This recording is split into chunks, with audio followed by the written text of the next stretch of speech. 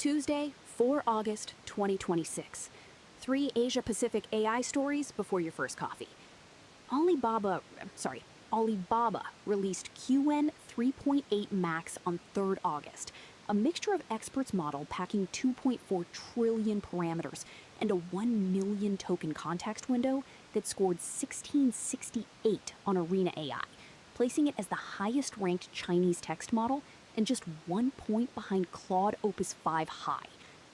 Waits for the flagship and a smaller Qwen 3.8 27B checkpoint are due on Hugging Face and ModelScope in the week of 10 August. Hong Kong listed shares closed 7% higher at 125.20 Hong Kong dollars, while the American depository receipts rose just over 5% to 128.45. Why it matters?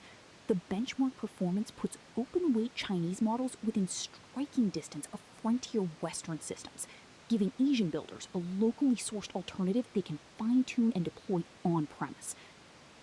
But the harder call for enterprise buyers is Qwen Work, a hosted productivity suite that entered public beta the same day, pitching directly against Tencent's WorkBuddy, KimiWork, Claude Cowork, and ChatGPT Work.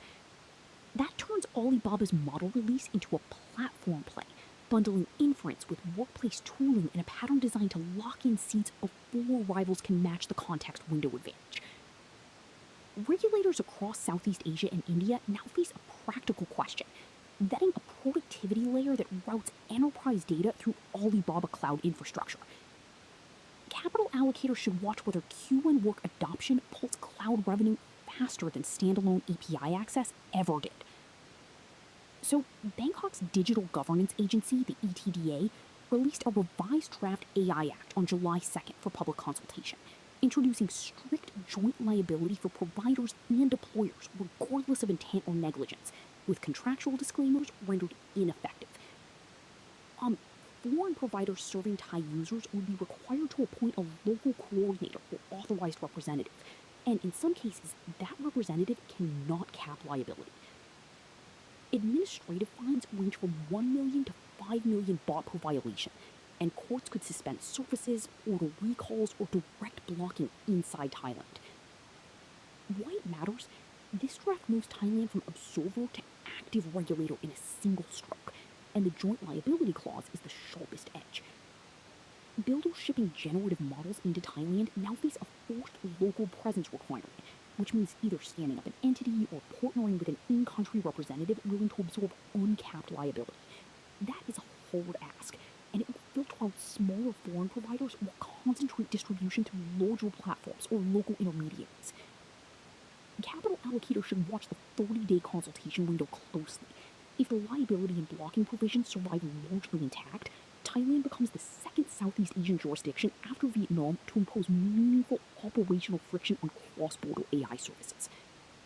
The labeling and disclosure duties on publishers and platforms also create new compliance costs downstream, which will hit content distributors and ad tech layers first.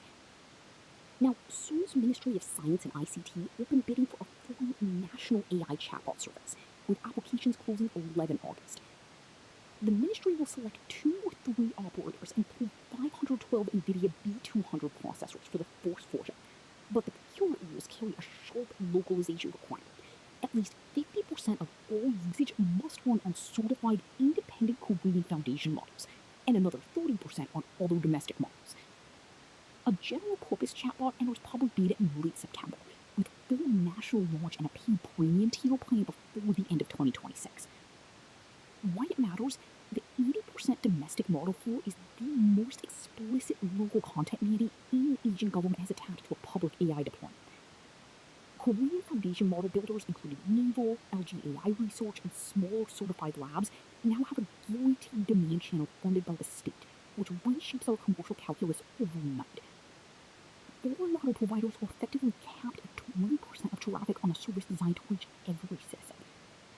Capital allocators should watch the second layer closely. A proactive agent that identifies benefits, scholarships a citizen qualifies for, and files the paperwork automatically. If that ships its scale, it becomes a reference architecture for AI-driven public services across the region, and other APAC governments will face pressure to match it. That is your AIinAsia briefing for today. Stay sharp, build well, see you tomorrow.